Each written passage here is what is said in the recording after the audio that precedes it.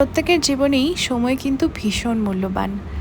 আমরা কখনো ভালো সময়ের মধ্যে দিয়ে যাই বা কখনো খারাপ সময় কাটাই। যখন ভালো সময়ের মধ্য দিয়ে যাই তখন কিন্তু একবারের জন্য আমাদের জীবনের সেই খারাপ সময়টার কথা চিন্তা করি না।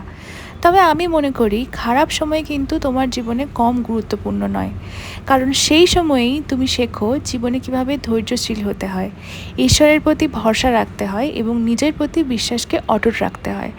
আজকের ভিডিওটা একটু অন্যরকমভাবে স্টার্ট করার কারণ, ভাবলাম এই কথাগুলো শেয়ার করলে তোমাদের কারোর না কারোর কিছু উপকার হতে পারে।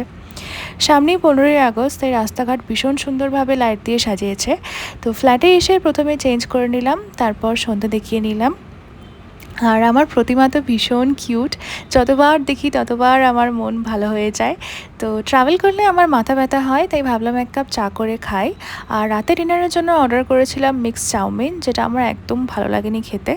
সো এই তো একটা ড্রামা দেখতে দেখতে আজকে ডিনারটা কমপ্লিট করলাম। দেখা হচ্ছে নেক্সট ভিডিওতে। বাই।